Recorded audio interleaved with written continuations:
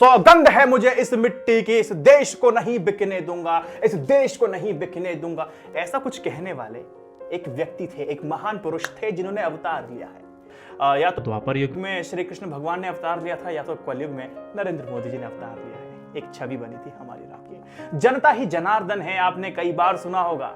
जनता ही जनार्दन है, कई बार सुना होगा। जनता यानी कि मैं और आप, हम कौन है? आम आदमी है, 27वें नागरिक हैं। 26 फालतू मुद्दों पर डिबेट होने के बाद जब 27वां मुद्दा आता है 27वें नागरिक के लिए, जो कि उसके काम का होता है, फिर आपको भटका दिया जाता है। साजिश के तहत कहिए या फिर पूरी प्लानिंग, प्लॉटिंग और एग्जीक्यूशन के साथ आपको भटकाया जाता है। आपके साथ के और आपके बीच के रहने वाले लोग ही आपको भटकाते हैं, भटकते जाते हैं। एक यूनिवर्सिटी है, वहां से सर्टिफिकेट भी आप ले सकते हैं कि हाँ, इस देश की जनता बिल्कुल अच्छी तरीके से भटक रही है। और जिस महान पुरुष ने कहा था कि सौगंध है मुझे इस मिट्टी की, इस देश को नहीं बिकने दूंगा, ऐसा कहने वाले महान पुरुष ने ही इस देश को बेच डाला। प्रधानमंत्री बनने के बाद 121 कंपनियों को बेचा, सरकारी हिस्सेदारी बेची, और जितनी रकम उन्होंने जुटाई उतनी रकम अभी तक 23 सालों में नहीं जुटाई गई थी। यानी कि 23 साल में सबसे ज्यादा रकम इन प्रधानमंत्री नरेंद्र मोदी ने जुटाई थी। रकम क्या थी? रकम थी 3.36 लाख करोड़ रुपए से ज्यादा कमाई थी। डिसइन्वेस्टमेंट किया था। डिसइन्वेस्टमेंट पहली बार हुआ 1991 में भी किया गया था, जब देश आर्थिक संकट से जूझ रहा था। तब सरकार ने सरकारी कंपनियों में अपनी हिस्सेदारी को बेचना शुरू किया था, क्योंकि मजबूरी थी। उसको कहते हैं डिसइन्वेस्टमेंट। उसके बाद 30 सालों में सरकार डिसइन्वेस्टमेंट के जरिए 4.89 लाख करोड़ रुपए से ज्यादा जुटा चुकी है। सबसे ज्यादा रकम मोदी सरकार की टर्म में लिया गया है। आपको समझ में आता है डिसइन्वेस्टमेंट का मतलब क्या होता है? एक होता है इन्वेस्टमेंट, एक होता है डिसइन्वेस्टमेंट। इन्वेस्टमेंट का मतलब यह है कि आपने पैसा लिया किसी फर्म, किसी कंपनी में, आपने लगा दिया पैसा और आपको रिटर्न मिलेगा।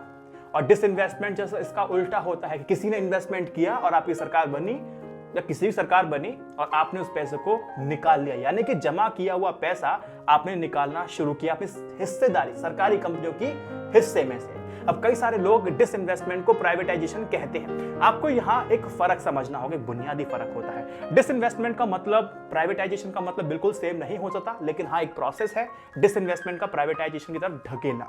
देखिए डिसइन्वेस्टमेंट में होता क्या है कि सरकार अपने कुछ हिस्से को बेचना शुरू करती है, उसको कहते हैं डिसइन्वेस्टमेंट। वो 10 भी हो सकता है, 20 भी हो सकता है, 25 भी हो सकता है, 30 भी हो सकता है, 40 भी हो सकता है।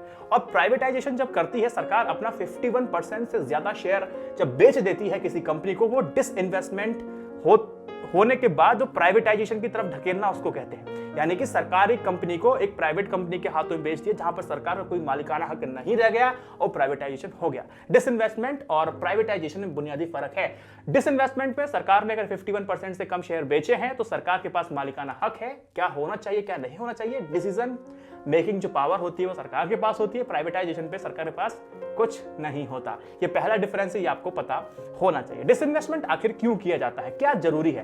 देखो एक सिंपल सा एग्जांपल ये है कि आप अगर घर में हैं और इनकम आपकी लिमिट है और आपके खर्चे बहुत ज्यादा बढ़ चुके हैं, अब उस खर्चे की पूर्ति आप कैसे करेंगे? सामानों को बेच के करेंगे, पेट तो भरना है आपको। तो आपने सामान बेचना शुरू किया तो खर्चे की जो आपूर्ति है वो करना आप शुरू कर देते हैं। एक वक्त ऐसा आता है कि आप सब कुछ खो देते हैं और सड़क पर आप आ जाते हैं। एक वक्त ऐसा भी आता है, कई सारे आप कहानियां भी क्या कहूंगा कि अपने आसपास भी देख सकते हैं या फिर किसी सुन भी सकते हैं। ऐसे ही सरकार करती है। सरकार का घर है पूरा देश। अब देश के अंदर रहने वाले लोग हैं सरकार का परिवार। अब यहां पर होता क्या है कि सरकार को खर्चे करने पड़ते हैं, डेवलपमेंट, इंफ्रास्ट्रक्चर के नाम पे सोशल डेवलपमेंट करना होता है। वो सारा पैसा सरकार के पास खुद की जेब में तो कहीं से तो आता नहीं है, तो वो पैसा जो है ना सरकार के पास हमारे थ्रू जाता है। यानी कि टैक्स के नाम पर सरकार जो पैसा लेती है वो सरकार के पास जाता है। अब सरकार के पास इतना टैक्स कलेक्शन नहीं हुआ है जितना होना चाहिए था और सरकार को मजबूरन डिसइन्वेस्टमेंट करना पड़ा। अब सरकार को पैसा चाहिए था, अब डिसइन्वेस्टमेंट करना पड़ा, क्योंकि सरकार की कुछ नीतियां रही है, जैसे नोटबंदी है, जैसे जीएसटी है, उस तरह उसको इंप्लीमेंट करना, उसको लागू करना ही अपने आप में एक बहुत बड़ा फ्लॉज थे इसके बीच में, जिस पे बातचीत करनी चाहिए थी। मैं लगातार मुद्दा उठाता रहा हूं। मैं आपको एक एग्जांपल दे देता हूं कि जब जीएसटी की बात चल रही थी तो राज्य सरकार को बोला कि आपको कॉम्पनसेशन दिया जाएगा। कॉम्पनसेशन देने की जब बात आती है, मोदी सरकार कहती है कि हमारे पास पैसे नहीं है। तो आपकी नीतियां जिस तरह की रही हैं उसको सफर हमारे देश की जनता को करना पड़ रहा है। और 1952 के बाद जो हमारे प्रधानमंत्री रहे हैं, जिन्होंने अपनी पूरी मेहनत शिद्दत के साथ इन सरकारी कंपनी को खड़ा किया है, बढ़ाया है, आप उस अनमोल रतन को बेचना शुरू इसलिए कर देते हैं क्योंकि आपकी नीतियां कुछ फेल हो जाती हैं। जीएसटी कलेक्शन का सरकार टारगेट रखती है 10 लाख करोड़ का, लेकिन आपको जानकर के हैरानी होगी कि सिर्फ 1 या 2 बार ही 1 लाख करोड़ सरकार इस टारगेट को अचीव कर पाई है। सरकार टारगेट कभी अचीव नहीं कर पाई थी। 9 लाख करोड़ फिर भी रह जाते हैं। सरकार की गलत नीति आम आदमी पर कितनी भारी पड़ सकती है, आप ये सब समझ सकते हैं। मैं आपको एक बात बता दूं कि सरकार गलती नहीं कर सकती। सरकार गलती क्यों करे? आम आदमी गलती कर सकता है, उसकी गुंजाइश है, लेकिन जब सरकार गलती करती है तो आम आदमी पर इसका कितना बुरा असर पड़ता है, ये मुझे ये आपको बताने की आवश्यकता नहीं है, ये बात आपको समझने की आवश्यकता है। सरकार ने डिसइन्वेस्टमेंट करना शुरू किया क्योंकि उनकी नीतियां फेल हो जाती हैं। आपने बेचना शुरू किया। बेचना एक सोल्यूशन नहीं होता, ये बात आपको भी पता है, लेकिन क्या हर केस में ऐसा होता है? नहीं।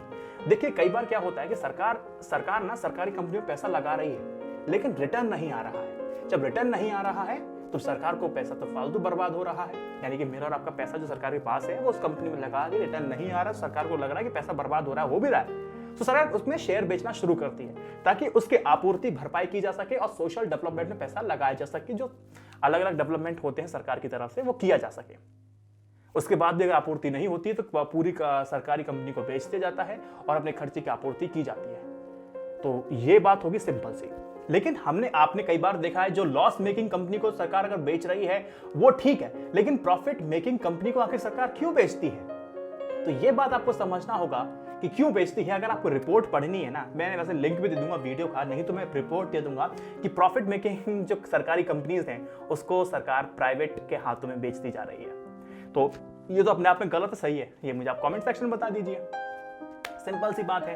अब देश की दूसरी सबसे बड़ी fuel retailer company Bharat petroleum BPCL में 53.3% हिस्सेदारी बेचने की तैयारी में है। ये डिसइन्वेस्टमेंट है और ये प्राइवेटाइजेशन है, यानी कि यहाँ प्राइवेटाइजेशन हो जाएगा क्योंकि सरकार का जो मालिकाना हक है वो गवा देगी। अब सरकार को उम्मीद है कि 40,000 करोड़ रुपए मिलेंगे, ऐसा सरकार ने सोचा है। अब सरकार ने बोला कि पैसा हमारे पास है नहीं, पैसा हमें चाहिए, अब हिस्सेदारी बेचेंगे, कुछ पैसा आएगा, तो सरकार ने अनुमान लगाया कि 40,000 करोड़ के आसपास पैसा आना चाहिए, क्योंकि सरकार ने जो टारगेट रखा था वो 2,10,000 करोड़ का रखा था कि डिसइन्वेस्टमेंट के जरिए इतना पैसा हम जुटाएंगे। लेकिन कोविड-19 की वजह से वो पैसा भी सरकार नहीं जुटा पा रही है, तो सरकार ने बोला कि हम 40% तो डिसइन्वेस्टमेंट करेंगे क्योंकि पैसा हमें चाहिए, क्योंकि यही राज्य सरकार को पैसे देने की नहीं है। राज्य सरकार के पास जब पैसा नहीं पहुंचेगा तो आप क्या कहेंगे, उस राज्य में क्या डेवलपमेंट होगा? वहां की सरकार तो कोलैप्स हो जाएगी। वो तो सरकार तो वैसी जनता की गाली खाने को बिल्कुल तैयार बैठी है। अब होगा क्या, समझिए कि BPCL के जरिए सरकार को 40,000 करोड़ रुपए मिलने की उम्मीद है। अब आपको बता दूं कि पिछले 4 साल में BPCL का जो प्रॉफिट है वो लगातार कम होता जा रहा है। आप कह सकते हैं लॉस मेकिंग भी कह सकते हैं कई लोग इसको। 2018-19 में देखेंगे तो कंपनी को 7,132 करोड़ रुपए का फायदा हुआ था और 2019 और 20 में घट करके 2,683 करोड़ रुपए का हो गया था। तो BPCL को सरकार बेचना जा रही है। अब सही है गलत है कुछ भी नहीं, लेकिन हमें तो ये पता है कि आपको 27वें नागरिक होने की वजह से ये 27वीं बात आपको पता होनी चाहिए कि 26 फालतू मुद्दे से भटकने के बाद एक काम की बात जो INI न्यूज़ इंडिया ने बताई है वो जनता तक पहुंचनी चाहिए। मैं इस वीडियो को ना शेयर करने की बोलूंगा, ना ही मैं पेट्रियन यूट्यूब मेंबरशिप को लेने के लिए आप पे दबाव डालूंगा, और ना ही मैं आपसे कहूँगा कि आप मुझे सपोर्ट करो, और ना ही मैं आपसे कहूँगा कि आप सपोर्ट नहीं करोगे तो फिर मैं भी आपको चैनल्स पर वीडियो नहीं डाल पाऊंगा। मैं आपसे कुछ भी नहीं कहूँगा, सिर्फ मैं यही कहूँगा जानकारी तो होनी चाहिए। सॉल्यूशंस क्या है, बहुत सारी वीडियोस बनी है, जाके देख सकते हैं। जय Hind, Vande Mataram, stay updated, stay educated, सत्यमेव जयते। नमस्कार, खाते रहिए, पीते रहिए और बाकी बुद्धि का प्रयोग करते रहिए।